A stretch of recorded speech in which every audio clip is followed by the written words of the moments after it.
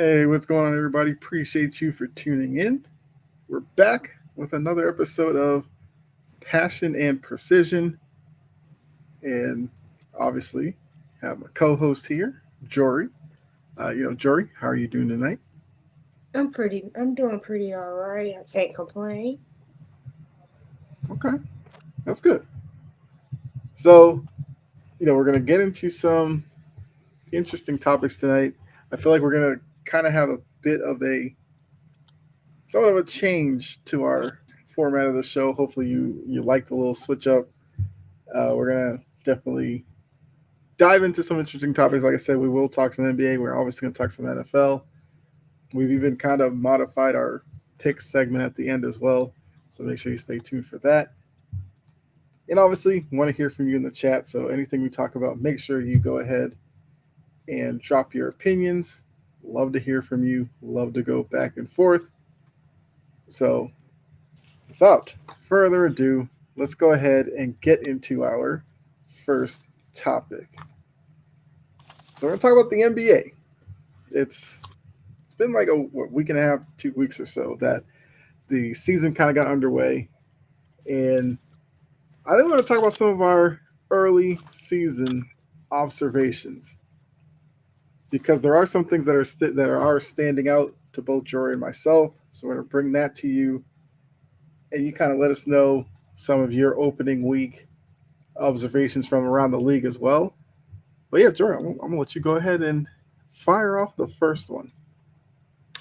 One, the Clippers are really screwed. Like, you really decided to give Kawhi an extension, and now he's out indefinitely. His knees are acting up because y'all made him play when he's not supposed to be playing, but allegedly. Mm-hmm. Allegedly. They're screwed. Because if you're counting on James Harden night in, night out, and the rest of the gang to get anywhere, nah, it's not gonna happen. And I don't feel bad for them because they let Paul George walk, even though Paul George himself is injured. Another thing I noticed is the Nuggets, they're stuck. They're stuck exactly where they are. They're different and not in a good way. Jamal Murray has been horrible against anybody but the Lakers.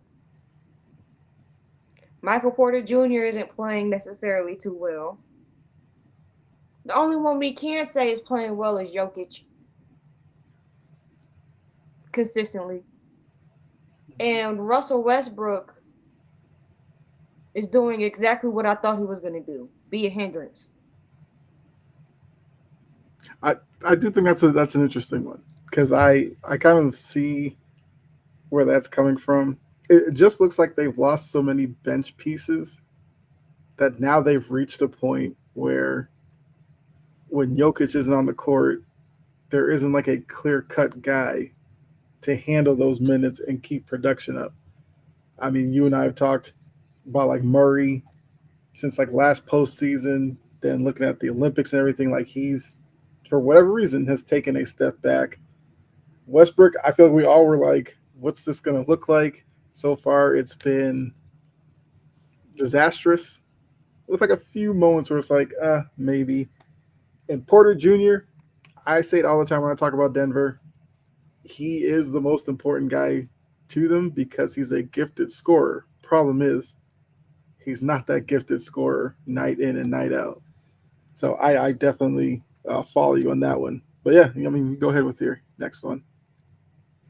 And I will say my Lakers have been a pleasant surprise. Now, my thought on the little sideshow we got going on is completely different. Mm-hmm. But I do like our lineups. I like the fact that they listen to JJ, especially LeBron, because LeBron's older than JJ. Right. I'm glad that they buy in. He's playing more. He's playing him putting Rui.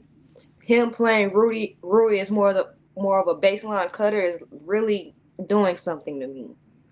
like for good basketball people, when Rui is on, I'm not talking about whatever the hell that was yesterday.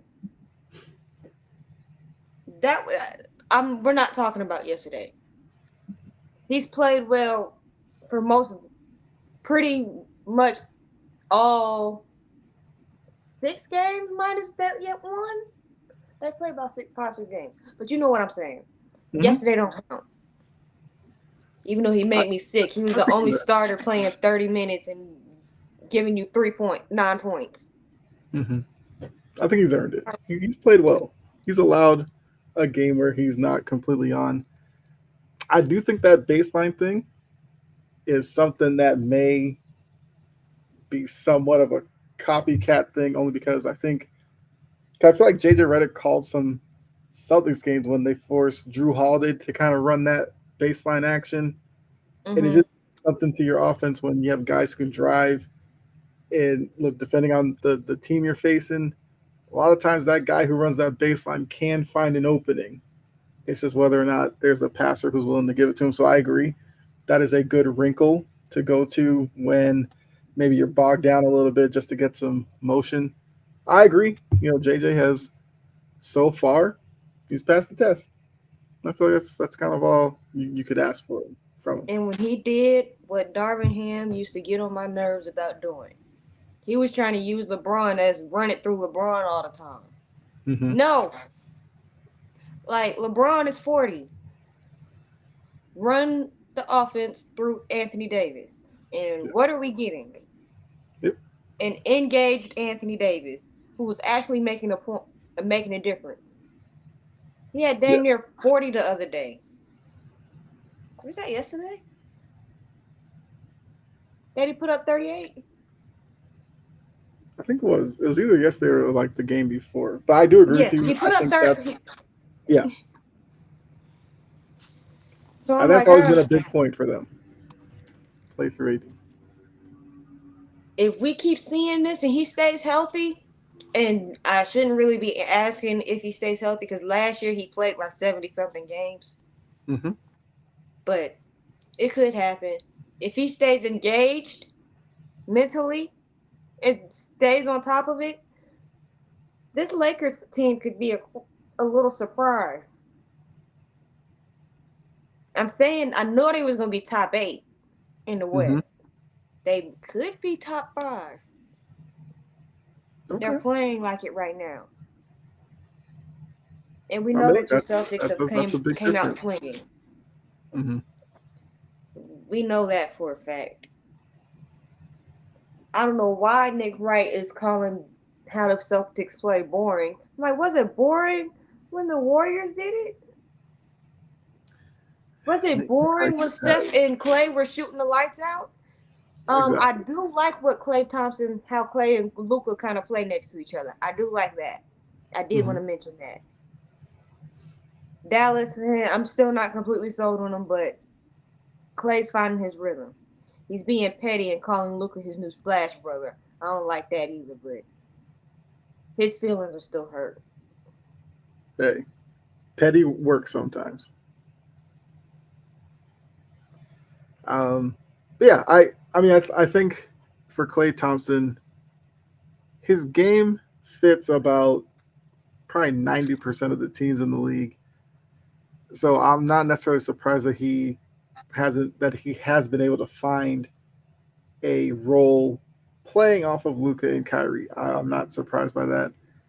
I will say for me, observations, the Bucks could be in for a very interesting roller coaster type season. I think some nights they're going to look great. I think there are going to be some troubling nights where they look old and washed. It's just how many of those days will they have, and can they have more of the better games?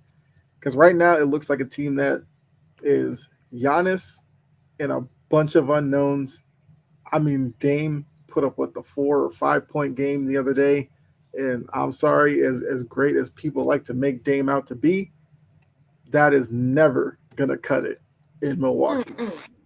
Like, he needs to be a 20, 25 kind of guy on a night, because scoring punch, I think, is going to be a question for the Bucks a lot of nights. And the two positives that they need to have are Giannis and Lillard. Everybody else, they can kind of mix and match and try to get something together. But if Lillard is off, the Bucks have basically no chance of being a real competitor. I I'm think, glad yeah, that Doc has them running around. I'm glad about that. But with how old they are, we'll see how long that lasts. but if he's going to keep that up, he needs to force younger players into the rotation. Because if not, he's going to look real foolish about mid-season when Hmm. Brooke or Bobby are just dragging through, Wednesday night games, just trying to make it to the end. Because those are guys who aren't built to run 30, 32 minutes a night at their age. So he's going to have to do what he doesn't necessarily like to do, play some young guys, mix them in. If they're playing well, kind of leave them on their heater. If they're struggling, don't necessarily bury them on the bench, but kind of manage the situations that you put them in. I believe if he can do that, then Milwaukee should be okay. Um, the other thing I've kind of noticed, I guess I'll toot the Celtics horn here for a second. They look like a team that's serious about trying to repeat.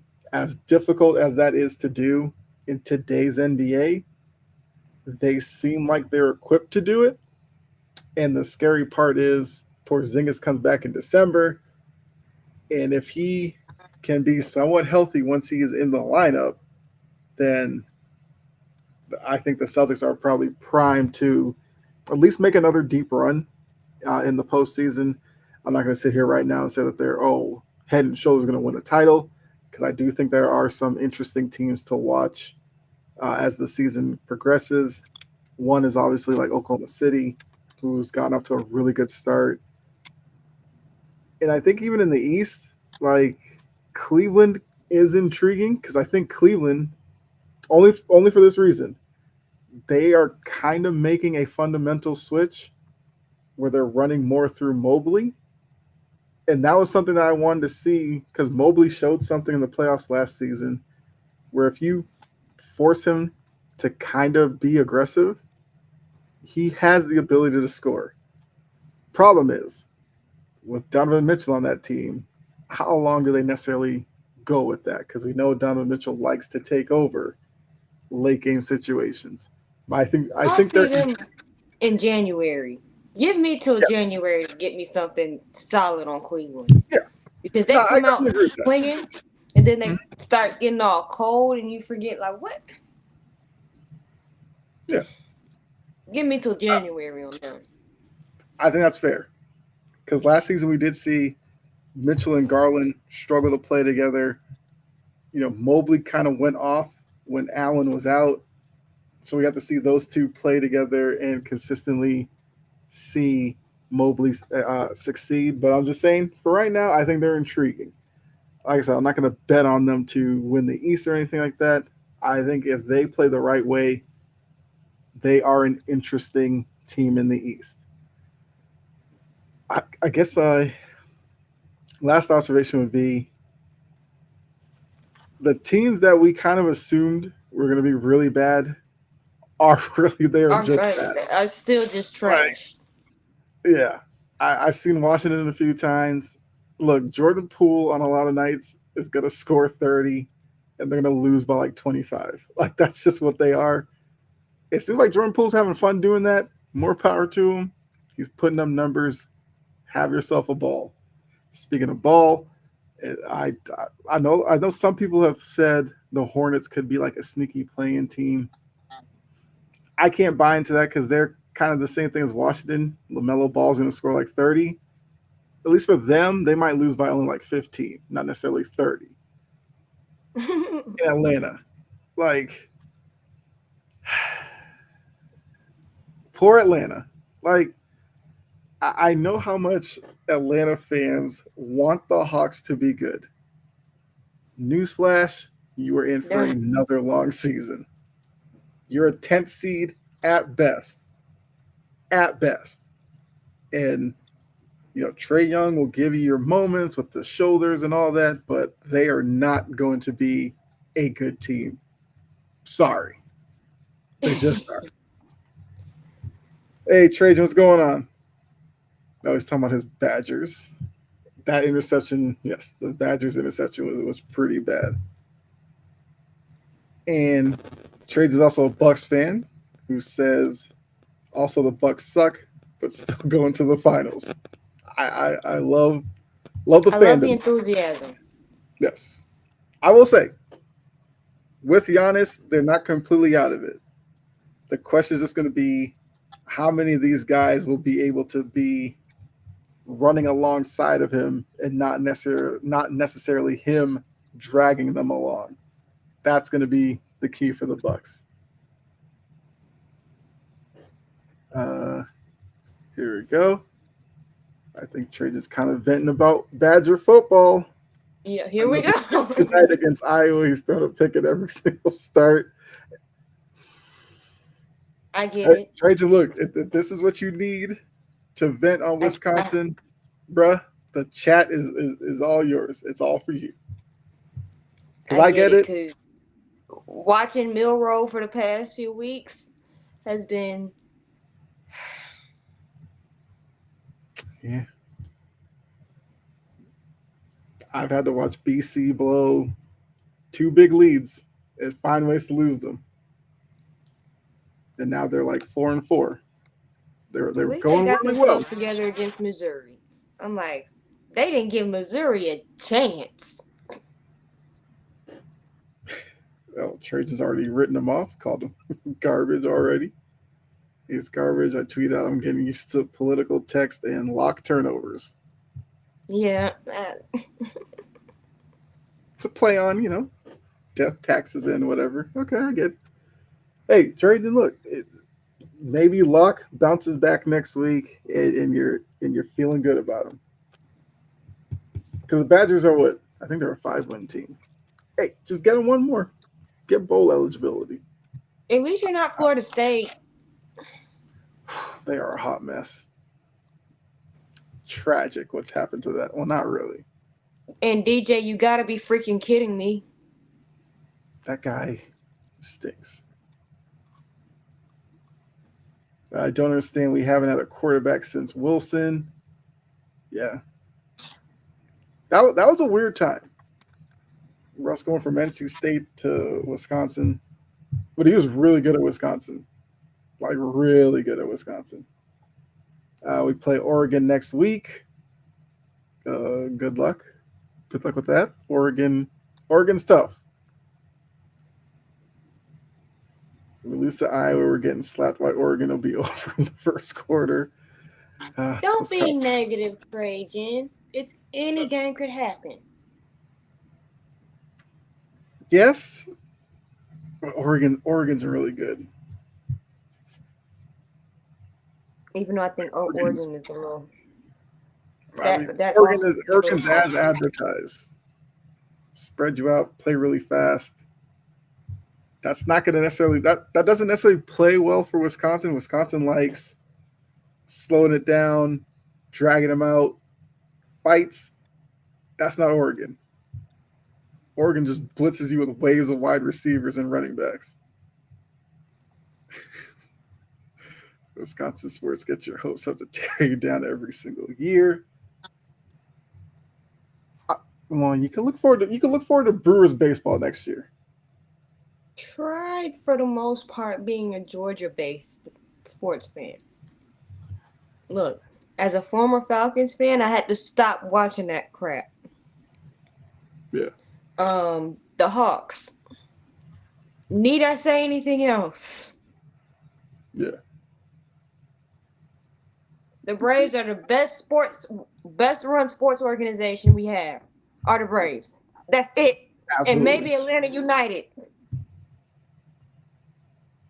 Yeah. Although Atlanta United is probably about to get eliminated by Miami, but hey, they made the We've had playoffs. a championship. Yes. The Falcons Yeah. have Super Bowl and Falcons are allergic to each other. Especially since they blew the one that they were in.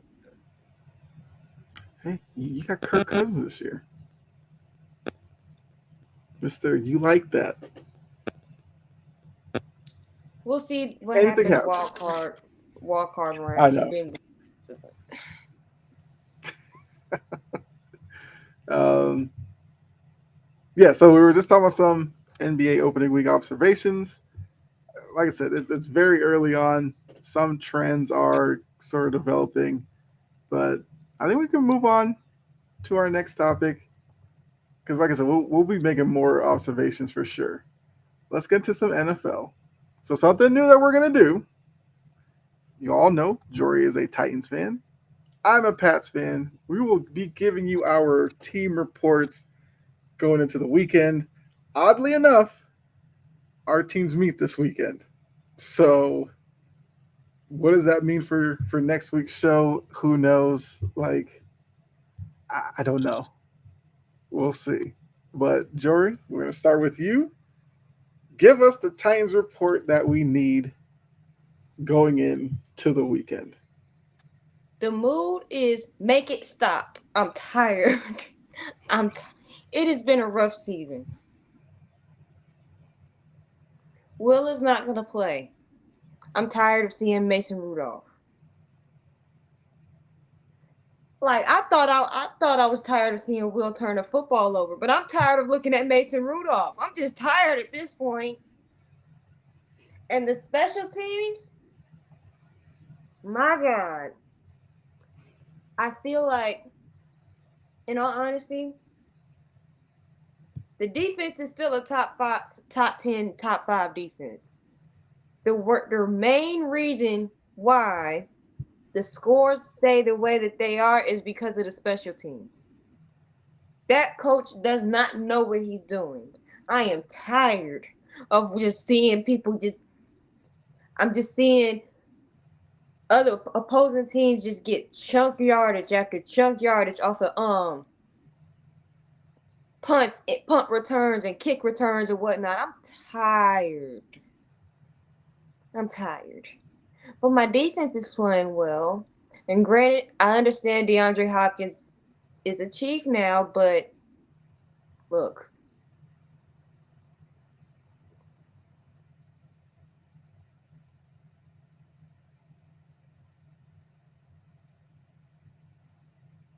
offensive line. Nicholas Petit Frere needs to go ahead and become a fantasy expert full time and stop wasting time on my line. Every time I see him, I cry. Every time. I'm like, because he's always blowing a damn drive, getting a penalty. Skaronski needs to do better too, because he's been getting penalized as well. Everybody's going through growing pains. When Will was out there, he was going through them stupid ass growing pains, killing drives, and doing Spider-Man slingshots. I don't think that's an option. Ryan Tannehill is on his couch and he's not answering his phone unless the price is right. He's had people call him. If the situation ain't right, he ain't going for it. Um, So there is a comment for you. Are you here with Will Levis?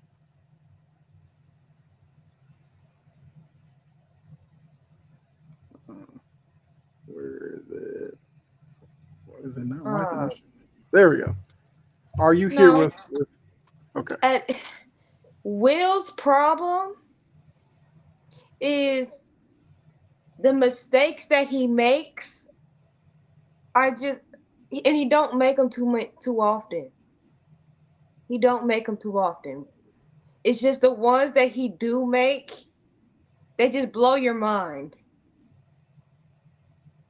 Like it's not he he's not boom or bust like Anthony Richardson. The mistake it's just when he does make a mental mistake, it's at the worst time. He does the most memeable reaction after it, like, what the hell are you doing, Will? I don't think he's necessarily a bust. I just think there are some things that he needs to work on, like his decision making at critical points in the game. And recovering from his mistakes. Because it's like when one happens, you know multiple are going to happen. Play the game. Don't let the game play you. So I'm assuming you would give him, like, I guess if he came back this year, you'd give him this year. Would you start the season next year with him as the starter? It depends on what we do in the draft, to be honest. Okay. So would you be mad if Callahan drafted a quarterback? No. Okay. Okay. Would it matter where he drafts him? Yes. Because if he goes first round and drafts a quarterback, I don't want to see Will Levis. Okay. If he I think goes that's fair. first round. Okay. Now, if they go first round and get another tackle, good. Because offensive linemen, granted, they're pretty good right now. It's just the right side with Nicholas Petit Frere and Jalen Duncan and company. That's another reason why I'm really not upset the fact that Will is not necessarily playing well when you have Nicholas Petit Frere as a right tackle who just messes up your drives. Mm-hmm. And I get the turnovers. With the same thing goes with Josh Allen. You got to live with it. Like people tell me all the time about Josh Allen, you have to live with his turnovers and his risk taking. I'm like, I've seen him make some very special plays. I'm talking about Levis. I've seen him do it. I've also seen him make me cry on a play. Like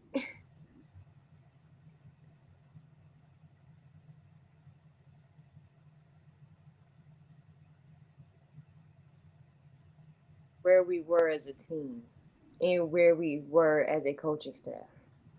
And it's a little ignorant to say that.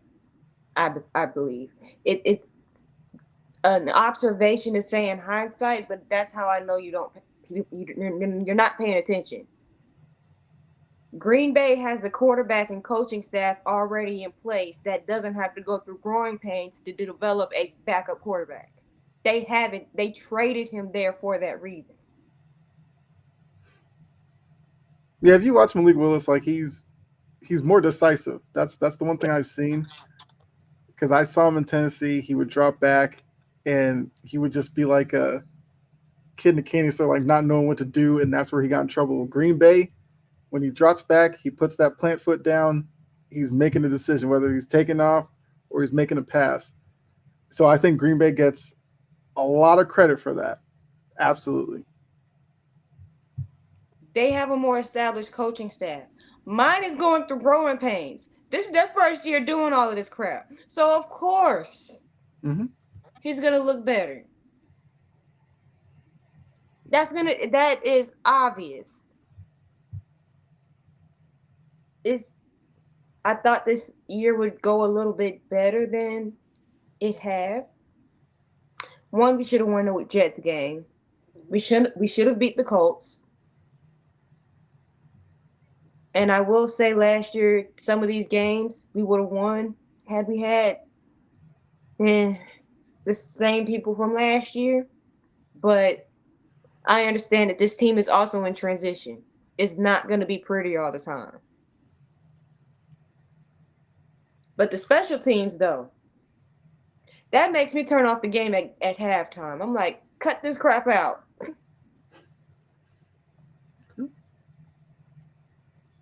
So I guess question would be, how confident are you in this game this weekend? And what's the key to victory for the Titans?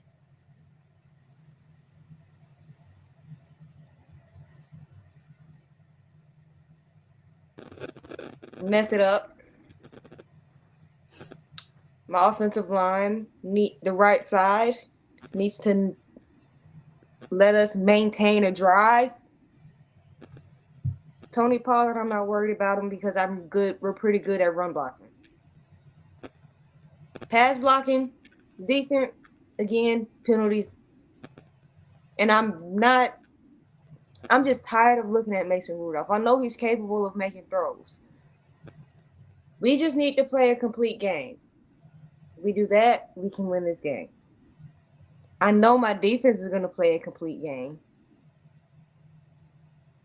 I'm just not sure about the rest of it.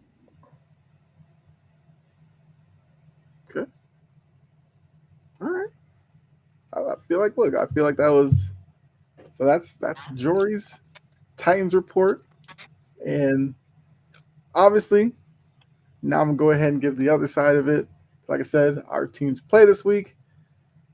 So let's go ahead get into the Pats report.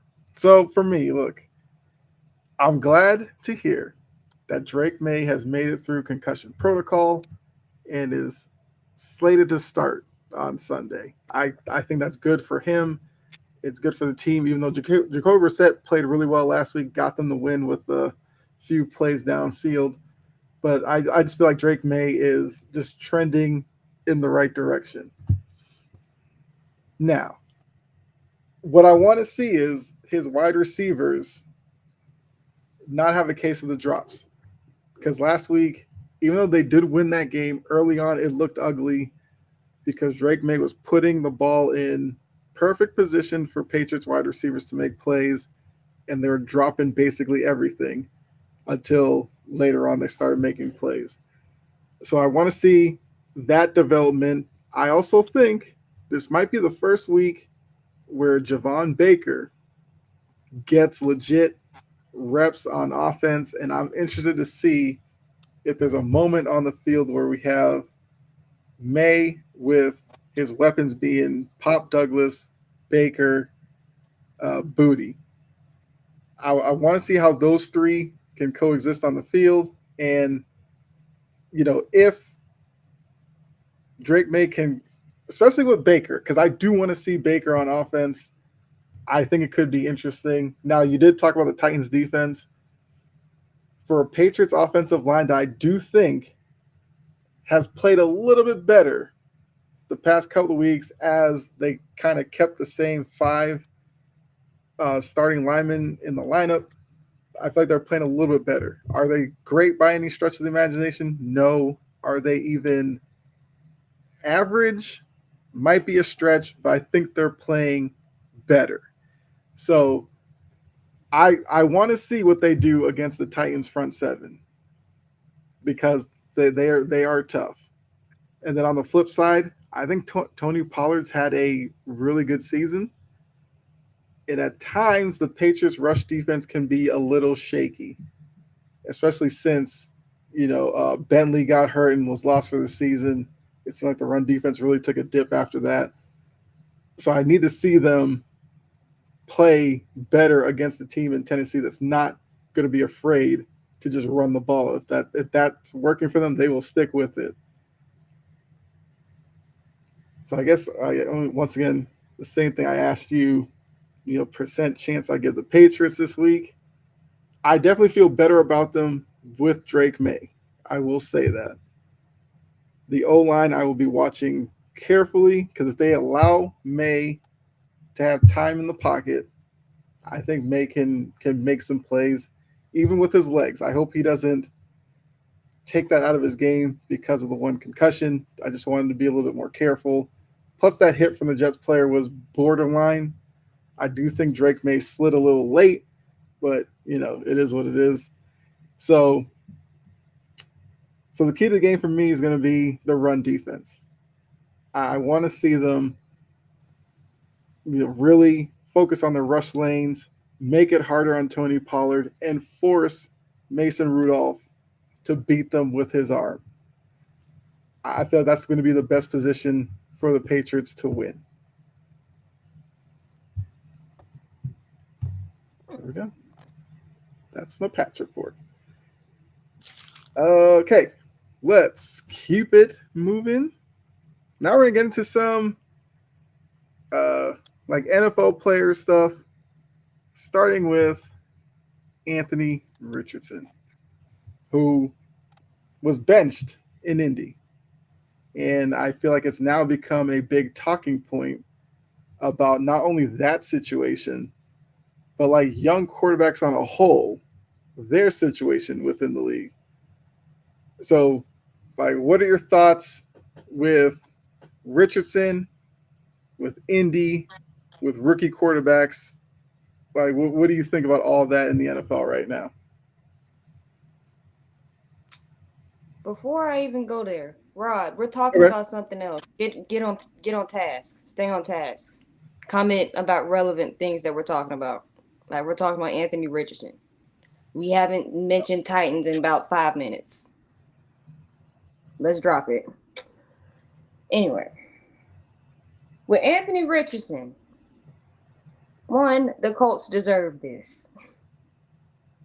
Whatever happens to them just happens. But with Anthony Richardson, a plethora of things can be true in this case. And we could say a lot of things about the young quarterbacks as recently. But with him specifically, he wasn't playing well from the get go. He's wildly inconsistent. He's completing less than 50% of his passes. Also, they drafted him knowing he was a project quarterback. Of course, he's going to look horrible at times.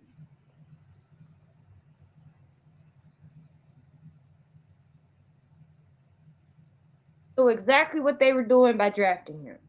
Now, I will say, him tapping out of that game versus Houston 100% changed some people's perception of them within their organization. And they can't lie and act like everything's all sunshine and rainbows and say that it isn't either. Right? It definitely changes. Just some people just won't be open about it. But when it comes to them benching him and starting Joe Flacco, that means they're trying to win something. My biggest question to that is, what exactly are you trying to win?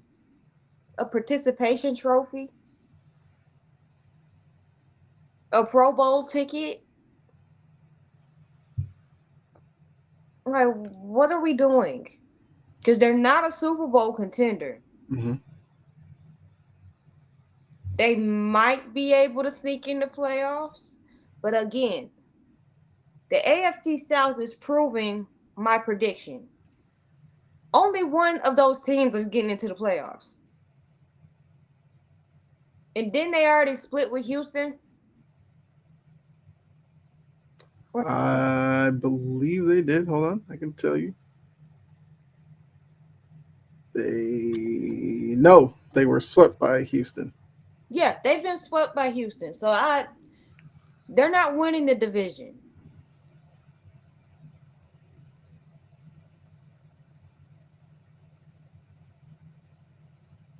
The NFL does have an issue when it comes to developing young quarterbacks because they have such a if they're drafted high enough to where they have to start right away, they're put on a pedestal. They're expected to be able to just carry a team off rip. And sometimes it takes people a little bit longer. Some organizations aren't necessarily as well built. And coaching is also very important. Example, if you go from having a pretty decent quarterback coach and quarterback or offensive coordinator to having a defensive coordinator and special teams coordinator as an offensive coordinator, of course you're going to stunt a young quarterback's development. I don't mean to shoot shots, but they ruined him with that.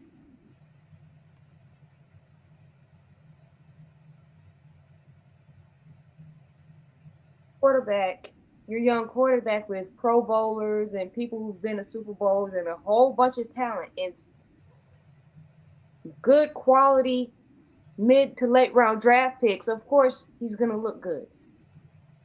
He's surrounded with talent. And if you don't surround him with talent, and if you surround him with old, aging veterans, no offensive linemen, receivers with the dropsies, he's going to look trash. So it's like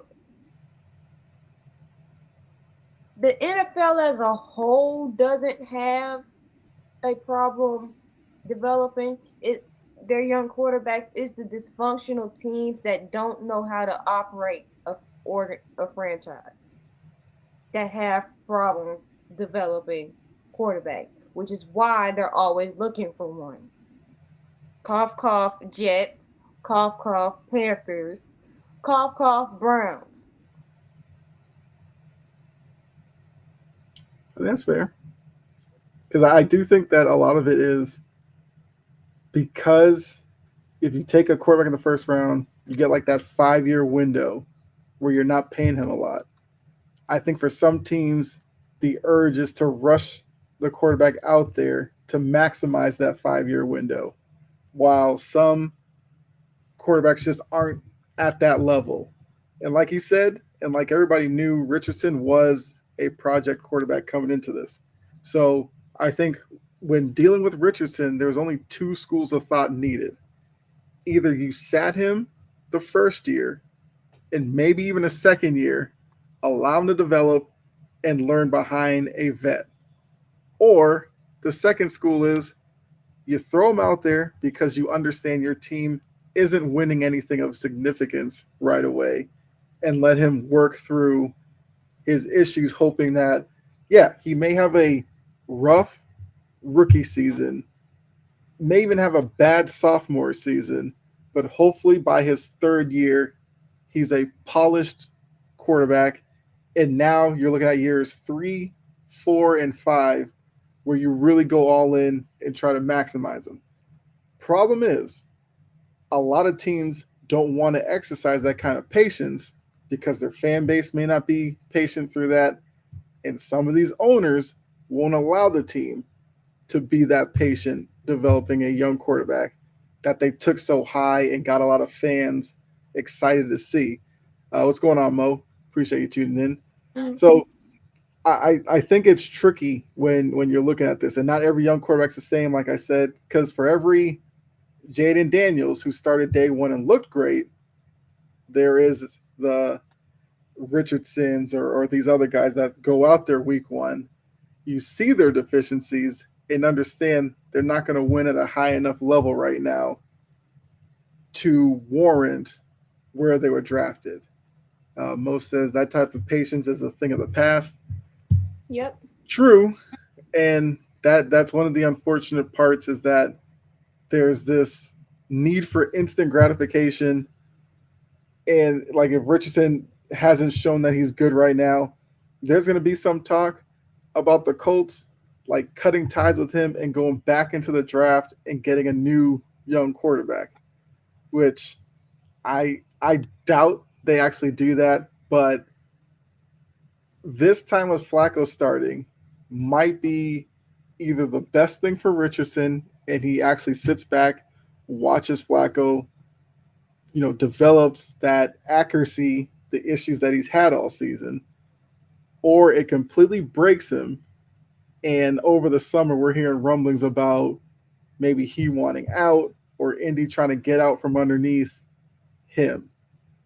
So that's what these next, I don't know, 8 or so weeks in the season, that's going to be an interesting part. And even a third one is if Flacco isn't what the Colts expect him to be, will they turn back to Richardson later in the season? And even that itself might be really dangerous to do. Yeah, because you don't want to be flip flopping and playing around with your quarterback. Like if they're gonna stick with Flacco, they better stick with Flacco when he's playing well. Mm-hmm. And we know what he did towards the end of his tenure at Cleveland. He started turning the ball over a lot. He's 40. Of course that's gonna happen. What are we getting from Mr. Aaron Rodgers? Turnovers. Mm-hmm. So they have to stick with him through good Flacco and bad Flacco. Anthony Richardson wasn't that good in college. He barely played in high school. The Colts drafted him that high in the first round knowing that. And now they're looking surprised with egg on their face when Shane Steichen decides to bench him because the moment is clearly too big for him. And he's coming back from injury. So what they're gonna do is definitely what they did with Andrew Luck, which is ruin him, and they deserve it. They deserve it. I mean, look, at least like Luck was seen as a can't miss prospect. Like we said, Richardson is a project. Rod is going on, as he said, had accuracy problems at Florida. College coaches are not developing quarterbacks.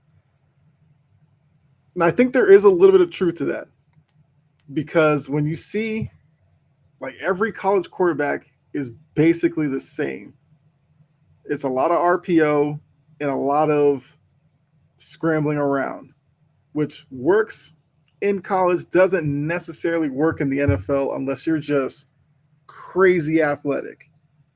And a lot of these mobile quarterbacks are coming into the league and finding that a lot of these defensive coordinators are smarter than they are in college and will say, okay, you want to run outside the pocket? Well, guess what? We're going to bracket you and force you to stay in the pocket. Now, what are you going to do?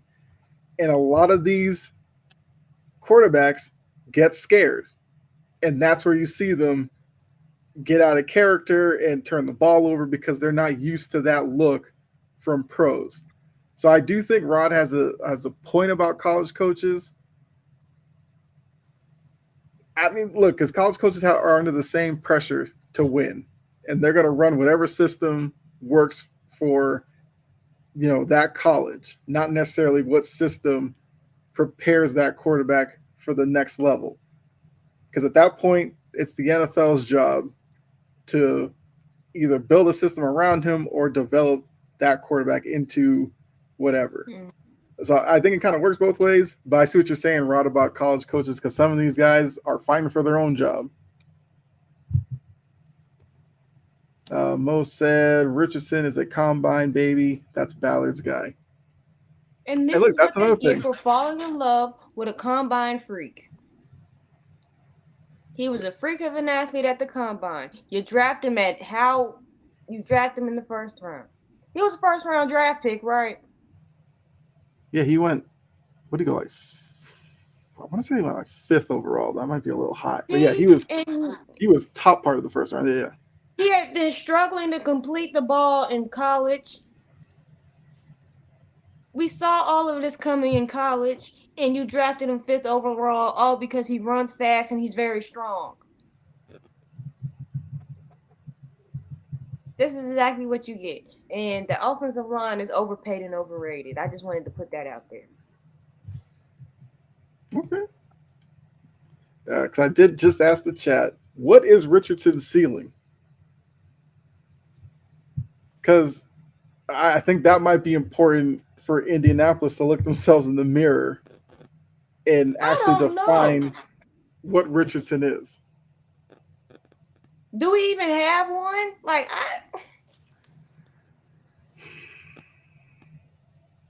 It's Okay, so hard obviously, if to. you see mobile quarterback, you think of Cam, you think Lamar, you think Patrol says Taysom Hill. That means he need to switch positions. He don't need to be a starting quarterback then. Find something else to do. I mean, Taysom Hill's interesting.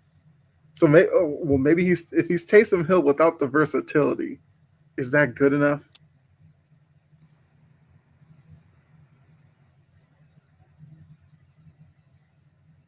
And then once you start stinking it up, it'll get you benched.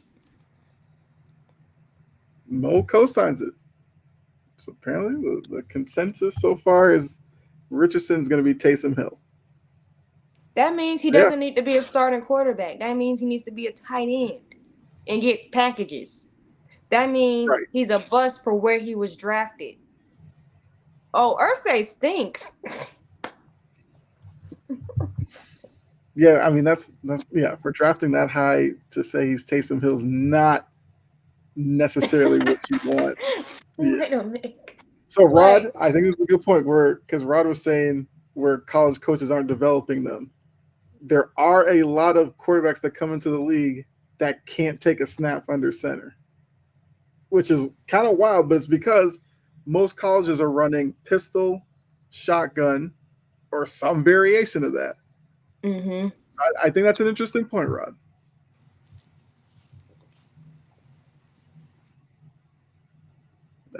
Let's see. Cottrell says he has the versatility, just can't trust him to run your offense every play.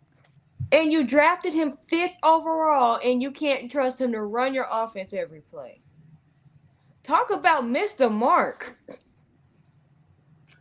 Hey, Cottrell's throwing the word out there for Because it's sure. like when you But watch him for where he was play, drafted. it's like when he makes these wow plays, it's like wow.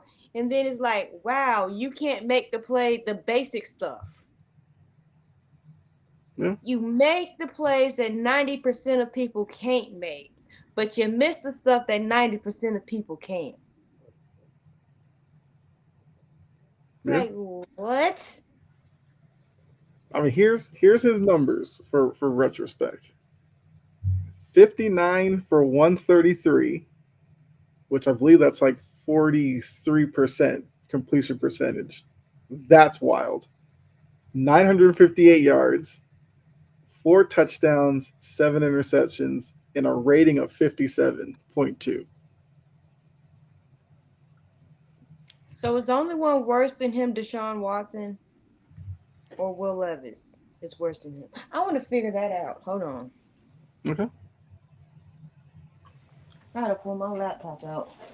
I mean, But you can keep talking about with numbers like that, like for Richardson, could Richardson be? I don't even know how comparable they are in terms of height and weight, but remember Logan Thomas was a college quarterback who became a tight end. It was pretty decent. I don't know if Anthony Richardson could make that transformation because I do think Logan Thomas was bigger. Like Logan Thomas was a big guy. if he want to stay in this league, he gonna do whatever it takes. I wonder if that conversation happens in the offseason. Do the Colts go to him and say, would you consider a position change?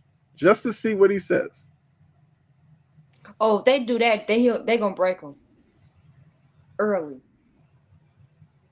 Cottrell said, yeah, Logan Thomas was huge. Yeah, because I couldn't remember Anthony Richardson's measurements. I didn't think he was as big as Logan Thomas. Like Logan Thomas was huge. Cottrell said on our show Wednesday that reminds me of the Tebow season when he was in Denver. He can wow you with the big plays, but you have no idea where the ball is going when he throws it. I think that's fair. I mean, Tebow did win a playoff game, which we know is like his career highlight, but I mean, he wasn't a good quarterback. But 59 for 133. And Joe Flacco's numbers 71 for 108. So that's going to be like 69%, 68, 69%. Oh, He it has is Anthony 716 Richardson. yards, 7 touchdowns, 1 interception. 102 rating for Joe Flacco.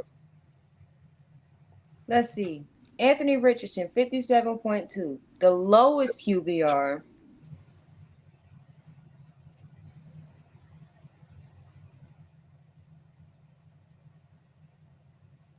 Attempts 159.7 yards per game.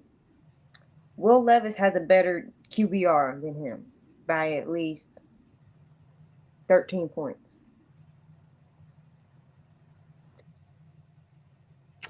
I mean, that definitely says All something. over. You know what's the crazy thing? That with all this, the Colts are 4-4 and are a half game behind the Chargers for the last wild card spot. So if you're Ursay and you're looking at that, you're thinking could Flacco lead you to a better record from here on out than the Chargers? They're only a game behind the Ravens and the Broncos. I feel like they're probably looking at the Broncos as a team that maybe has played a little bit over their head who could fade. So if the Colts think that they could, replace them in the wild card while dealing with the Bengals right behind them, the Jets are right behind them as well. I think they're in a tricky spot. Are they good enough to jump at one of those teams? Or is this where they're going to kind of be all season, hover around 500, be in the conversation, but not necessarily enter the wild card? I think they'll do some funny stuff and find themselves out of the playoffs. Okay. And I can't stand if the Colt. That's why I'm like with the AFC South, whoever wins the division, that's the only team That gets in. that's going to the playoffs. Okay. And I just, yeah, no, their rush defense is poor. Well, look, we will mark this point in the season down, and however the Colts season plays out, we will look to this point and see if Flacco made any difference. Let's get to another topic. So I know this one was one that you wanted to bring up, Micah Parsons. So I'll let you introduce to everybody watching what Micah Parsons has done now. Look, it's not even about exactly what he's done now. It's just the fact that he's on his damn podcast running his goddamn mouth and he's not even playing. Like, bro. No, it is a few things that he's already said. I'm not even mad that he left Dak off, him and Trayvon left Dak off the thing. I'm Mm-hmm. not mad. Dak is not playing well. And they said for right now, ESPN overplayed that. What they should have said is, this is the game of the year for the Falcons. Oh, what? Yeah, I don't know. I feel like they probably have bigger games coming up And than this one. you're acting like the Cowboys are just such somebodies that this is the game of the year for the Falcons. Who are you and why are you being delusional? Right. Considering that they have games coming up against the Vikings and the Commanders still on their schedule. But I guess this This game is the against the game of Cowboys the proves year. something about the Falcons for some reason. This is the game of the year for the Falcons. Okay, so the Falcons have looked better, even with Kirk playing like Kirk in one or two games. We all saw that. But Kirk has also been clutch, and he's outplayed Dak Prescott. Game of the year. Like the Falcons are a scrub compared to the Cowboys, and the Cowboys are just supposed to be something. Stop being delusional. And the thing is, he's running his mouth, and he's not even playing. Can you focus on stopping the run a little bit better? They were horrible with you there. You and DeMarcus, they were horrible with you. But they're worse now. And you're just running your mouth.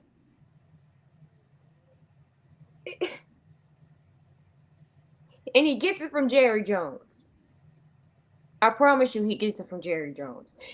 He doesn't watch his he does not watch his words. He's very reckless. He's delusional, and he doesn't realize when to shut up and provide no comment. Don't that remind you of Jerry Jones? Oh, absolutely. There's not a camera or microphone in the world that Jerry Jones will not stop in front of. We're close. And last year it was we're close to the 49ers after the 49ers broke their foots off up in them. After, and the fact that he's talking, and they went against the 49ers. And still lost. And I don't want to hear about injuries because the 49ers were more injured than the Cowboys were. I don't want to hear about injuries because the Cowboys weren't no good without those players anyway. They weren't no good with them. It didn't make that much of a difference. So what does that tell you about you, Micah? Podcast Parsons, like, come on. And he's delusional. Mind you, the fact that you're injured.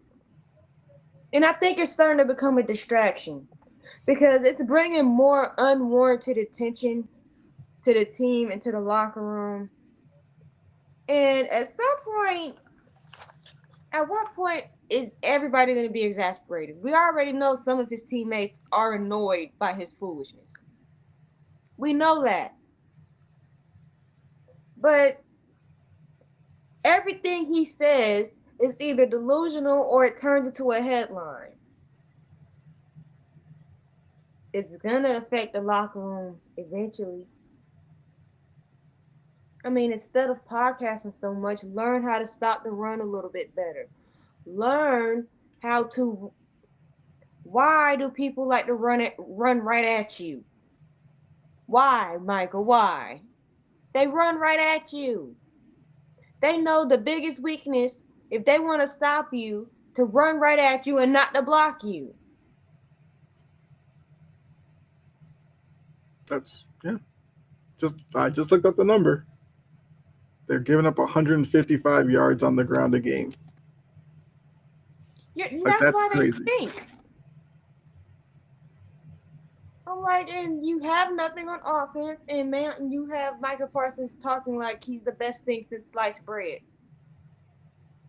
If I can run right at you, you're not that good, sweetheart. If I don't have to block you to beat you, you're not that good in that phase. Now, I'm not saying Michael Parsons isn't a good player in general. He just, his mouth just write a whole bunch of checks that his team can't cash, and it gets on my nerve. And I know it's going to keep going because Jerry is not going to say anything about it. Because Jerry is a loose cannon. His self. Michael Parsons is the body of everything that's wrong with the Dallas Cowboys. They're all delusional. Yeah. I mean, look, this weekend, game of the year, as some people are saying, the 3-4 Cowboys face the 5-3 Falcons. There's a chance for the Cowboys to get to 500, which, as bad as their season has been, that would actually be a step in the right direction, just getting to 500. But yeah, there's glaring weaknesses all over that team. Their offense hasn't really been all that explosive most weeks. The run game's been non-existent. I mean, it's kind of unfair, I should say, for your running back room to be Zeke Elliott and Dalvin Cook. Yeah, that Oh, would have been Zeke is great. not playing.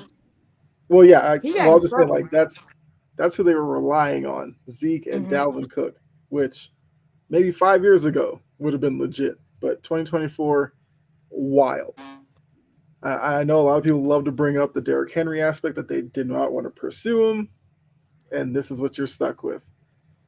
Dak has been he's been there. He's been there. That's all you can really say. He's And not like the you said, big. He's not the biggest issue, right, but but he is an issue. he is an issue. Yeah, and the defense, seemingly what a couple of seasons ago, a lot of people said it's one of the best defenses in the league. 2024, they are one of the worst, and it's been a transformation that they should do a 30 for 30 on.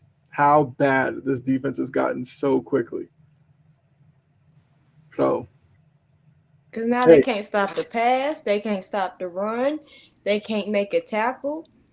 I'm mm-hmm. like, dang, Dallas, make Detroit say ow. Like what Detroit did to him. I'm like, I'm like, damn. And then my team had to turn around and bear the brunt of the Lions. That was not fair. Dan, look, we did nothing to you. Yeah, Dropping so, hey. 50 for no reason. You didn't need to do all of that. Look, just because Dallas pissed Dan Campbell off, everybody else got to pay. Because they wanted to wait bye-bye last year in the game that they got away from. They got away from Mm-hmm. I mean, unfortunately, it kind of fits Dan Campbell's personality. them. MO. Yeah, like I respect it. I mean, I had to I do. watch. I mean, I had to watch Belichick allow his teams to drop like 60 on people and hear the constant whining from media people about, oh, it's running up the score and all that. So Dan Campbell, I like the mentality, and it's one of the reasons why the Lions are intriguing. But I guess just to wrap it up for this topic, let's see what Dallas does, and it wouldn't necessarily be not the most Falcons thing to allow the To lose. Cowboys to hang in Yeah. this game and beat them late. So maybe we will learn something about the Falcons and the Cowboys on Sunday. That game being 1 o'clock p.m. So we will see how that goes. And next topic, Mo, if you're still in here, this one is kind of surrounding your team. Good old Nick Bosa made some news by his, I guess we'll say his antics the other night when they were talking to Brock Purdy after the game with George Kittle, and he, came in from off screen, rocking his political hat, the MAGA hat, and went to the press conference podium after the fact with a different hat on. Didn't want to talk about it, and as probably was expected, his jersey sales went up. Whatever, because yeah, it's kind of the climate of the world right now. So I think where this story is intriguing is fans' reactions, because we know from the same organization, from a player a couple of seasons ago with Kaepernick, it was about politics should not be a part of sports, but yet in this case, they're fine with it. So I'm trying to think of how to phrase this question necessarily, because obviously you don't want to turn it into a political question, because Nick Bosa, like when you hear him talk and some of the stuff he's done, doesn't come across as like some Mensa member. Just gonna say, but I, I guess the simple question would be, how much of a problem on a scale of 1 to 10 did you have with Nick Bosa? A million. And here's why. Do that crap on your own time. Don't sit here and take Brock Purdy's time to shine and sit here and point at your shiny little hat. And then when you have it on your own time, I don't want to talk about it. You idiot. You wanted to talk about it and you wanted to flaunt it when it wasn't your turn. But now that it is your turn, I don't want to talk about it. I feel like it's something that I'm strongly standing for. Whatever the quote was. Then you have look, LeBron James had they asked him about him endorsing a certain presidential candidate. He stood on it. The way he answered that question, he stood on it. All Mm-hmm. I'm asking you, Nick Bosa, is to stand on business. We already know what you are. I already know what you are. An attention seeking coward who, when you're putting your foot to the flame, you don't want to talk about it, but you want to do the actions that say, "Oh, look at me," da da da da. And he did it to Kittle. He didn't do it just to Purdy. He did it to Kittle Yeah, too, and Kittle looked annoyed. He was just going around showing his hat off. I don't care that he is what he is. I care that he didn't do that crap on his own time in his own interview. That when it was his time to shine, he was singing a whole different tune, mm-hmm. wanting to upstage his teammates. Like, come on, dude. Yeah, Be a teammate instead of being a meathead. right. And because I guess that is the ironic part of it. He introduced that topic into the post game press conference because he's the one that got the hat from somewhere, off on the sideline or from a fan, walked back onto the field to display it. If he had never done any of that, he wouldn't get asked about it. Because look, we saw when Brady, he had the hat like in his locker, that became a story. And even that's like in the locker room. That's your locker. Those are your personal belongings. I mean, yes, it was put in there in a way that it was facing out. I get that, but that's different than you taking your helmet off, going to the sideline, putting it on, coming back on. At that point, you can no longer play the card of, I don't want to talk about it. You introduced it to the conversation. So you either, you know, stand on business and explain it, talk about, just make a statement. You don't necessarily have to stand there and take question after question about it, but at least make a statement as to why, or why, like why you feel that way, whatever. If he had done that, I could say, I or any fan could say, I don't agree with you, but hey, at least you explained your position. But the tactic that he took, I don't think on either side you necessarily respect that. And like that's the problem I have, because now it comes across like you did it. You're probably in the back. Some team official probably got to you and was like, yeah, not cool. Don't engage in the post game presser. And then that's what it looks like now. And I'm They not even probably going to sit told him here. how divisive that was. I'm like, bruh, you Some would say, realize that your shouldn't you team know is that? based in California. Your team is based in California. That was incredibly divisive. Mm-hmm. I'm Yeah, like, it's already divisive enough. yeah. And look, like I said, 2024, we understand it's a big political year. So, like I said, I don't have an issue whether you agree with him or not. Like you're allowed to believe in what you believe in, but then to play like ignorance or try to act like we didn't see what we saw, that is probably the biggest problem with it. So I'm assuming we probably don't see the hat again. One and two, I guess that's kind of the only one. I assume we don't see the hat, and I guess we probably will assume that he probably won't talk about his stance at any point this season. Even Maybe. though we already know it. Right. He ain't got to Now, say anything. it'll be interesting though if after Tuesday, if it goes the way he's obviously wanting it to, will he have something to say then? That will Probably. be, because that will bring it up again.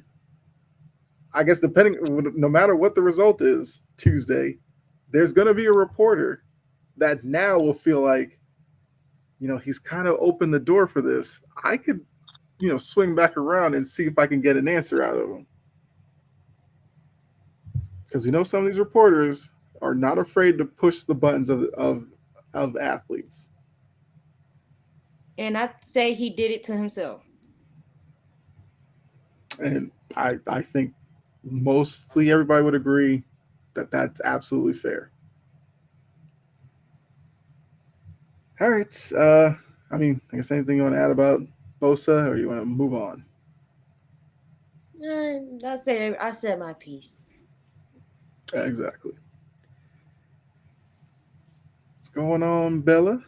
Let's get into picks. So once again, pick segment's going to be a little different from here on out. Normally we, pick every game, but we're going to do it differently. We're going to do our three picks and an upset. Um, I unfortunately didn't get the graphic with our standings. It'll be back next week. But do you have your three picks and your upset already? Yeah. Okay. Go ahead and let them fly. So my three picks is All right. Commanders over Giants. Commanders seem to always answer the bell. Okay. Now watch this be the 1 week they fail me. Um, Eagles over Jags, Okay. and I'm gonna go to the well here, and I'm gonna say my Titans over the Patriots. My upset. You already know where I'm going. I think I do. Broncos over Ravens. I mean, hey, Lamar Stay Jackson's consistent. hurt. That is actually a an interesting development. He's missed some practice time with not only a knee but a back A issue. back. Okay. And Denver has a good defense, and they stopped the run pretty fairly well. Like my only question about that one is, can Denver's pass attack that Ravens secondary that we just saw give up 334 yards to Jameis Winston? Knowing Sean Payton, he gonna try. It's smart too to try. And he done already had Bo Nix throw the ball 50 times in a game once. I would not be surprised if we see That that is again. that is very true. He absolutely did do that. All right, so let me make sure I got your picks correctly. So I know you went Titans over Patriots. Mm-hmm. Then you went Commanders over Giants. Hold on, I'm almost done. And then you can get off my lap. I'm not opening my door right now. And I will remember to put these up on the Integrity Sports page as well as our uh, Tumblr. You went upset Broncos over Ravens, which if that happens, it'll be an interesting Monday morning.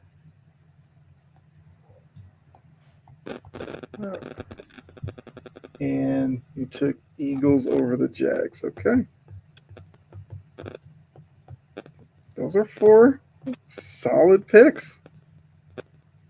All right. So for me, I feel like only because our teams are playing, I was going to pick that game as well. I'm going to take the Patriots over the Titans. I will also go with this is a game that probably people normally wouldn't pick, but I'm going to go ahead and do it. I'm going to take the Lions over the Packers, even though I could see either team winning that one. But I just think that the Lions are going to be really physical, really tough. There are some questions about Jordan Love, which I don't think I've seen an update necessarily on whether or not he's going to play. He's dealing with a groin injury. I know there's been a lot of talk about whether or not you kind of just sit him anyway because they have their bye week coming up. But it's Mm-hmm. tough to do that when you're dealing with a divisional opponent. So I think it'll be interesting to see whether or not Jordan Love plays in that one. Um, I think my third pick is going to be. What did I have here? Okay. I may be wrong with this one, but I'm gonna take the Bengals to get their first home win over the Raiders.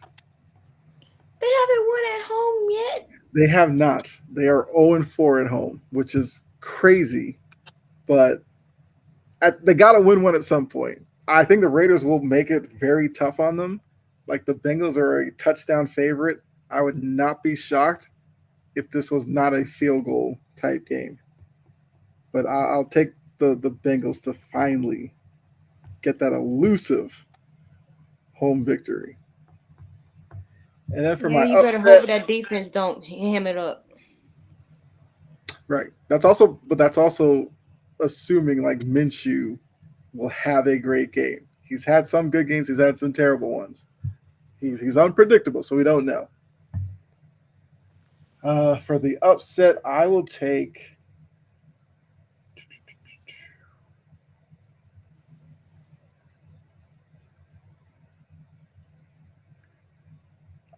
I'll tell you a game that is very tempting to take. Did you know that the Cardinals are a 2-point favorite over the Bears? Now, I know the Bears just lost in like the worst fashion possible, but the Cardinals are the most unpredictable team in the NFL. Actually, I probably need to stay away from that one. I would too. Look, because it's like looking at thinking about that. I'm like the Bears' defense is Yeah. really is pretty predictable. They're pretty good. They can make Kyler look real small. Mm-hmm. Okay, upset, upset, upset. Let's go.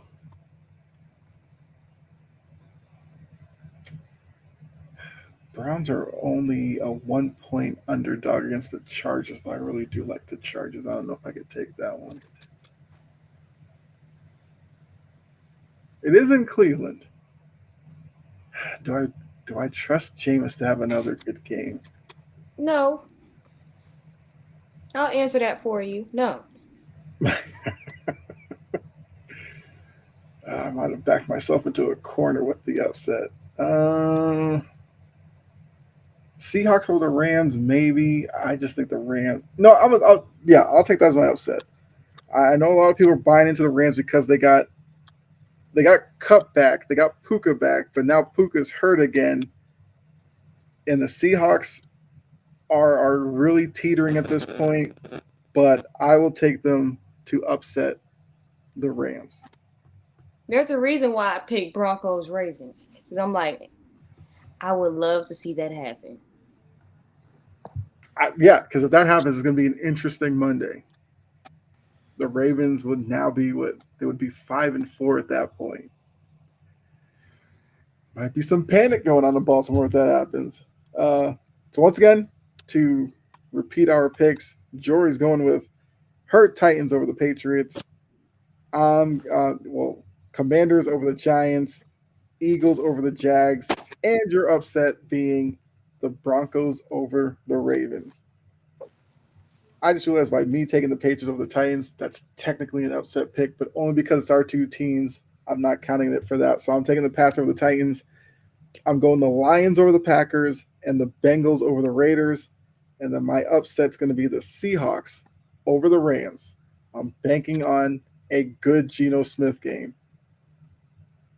Might be crazy for expecting that, but a guy can dream, right? At this point. But yeah, so next week I'll make sure to have the graphic up with our updated record. I do believe we're like a game apart. You are in the lead. So we'll see after these 4 games how we're both doing. But that was the final topic I had. Unless you have anything you want to touch on before we get out of here, or I guess if anybody in the chat had question or something. But if not, got anything you want to add before we get out of here? Um, Let me think. You see what happens when you change the quarterbacks to Stefanski? You see what happens? Now, granted, you weren't given a choice whether or not you wanted to change the quarterback. It had to happen. How ironic. You flip the quarterback and bam, a win. And you beat the Ravens out of everybody. Yeah. So sometimes you got to take a risk. I mean, this wasn't technically a risk because it was forced upon them, but it's probably a sentiment to if you see that the team is floundering, sometimes it's okay to make the unpopular decision because it just may work in your favor. So yeah, I think that's great final words from Jory. I guess for me, I will just say, I think you alluded to this when you were talking about the Lakers. Can we stop the sideshow with Brody and just let him develop? Can we please do that? It's just that simple. Because when his 2 games were opening night for the cameras, and then a game in Cleveland, because that's where they're from, it just makes it obvious that right now his intentions aren't at the forefront. So let Bronny develop, let the Lakers be the Lakers, and let JJ run it how he wants. See where the season goes. And that's coming from a Celtics fan. Like, come on now. You got me out here giving advice to the Lakers. 2024, man. It's that kind of year. I'm over it. See? I've been See, over Lakers, the look whole what you're Bronny doing. saga See what you're doing, since. Lakers. You got a Lakers fan that's already over it. I've been over the whole Bronny saga since he got drafted. Mm-hmm. Because it's been nonstop. Bronny this, Bronny that. Ooh, look at what he did in the preseason. He scored 17 points. Wow. Yeah. I So don't look, mean to sound like a hater. Because I'm not. no, you made it. But You made it known that you want the best for him, and right now, this doesn't seem like it's the best for him. it's aggravating. Like you keep putting him in the limelight and he doesn't need to be in the limelight. He needs to Yeah. be developing. And just because the crowd shouts for Bronny doesn't mean you need to put him in the game. I wouldn't mind if he stayed in street clothes. Like, Yeah. oh, and can the Lakers get rid of Christie? I'm tired of him too. Already. We're 8 games in, and yeah. Yeah. There you go. I thought that's a great way to end the show. So make sure you go ahead and give us a like. Appreciate all of you that were in the comments. So give us a like, follow or subscribe to Integrity Sports Network, notification bell as well. That way you'll know when not only we go live, but one of the other shows here on the network go live. Like I said, appreciate all of you. For myself and Jory, make sure to check us out on Tumblr for our Tumblr page for content there, and look out for our picks to go up on the integrity page. I think that's everything for you. So, yeah, enjoy the rest of your night. We're out of here. Make sure you come back next week for another edition of the Passion and Precision Podcast. Good night. Enjoy the rest of your weekend. Enjoy the games.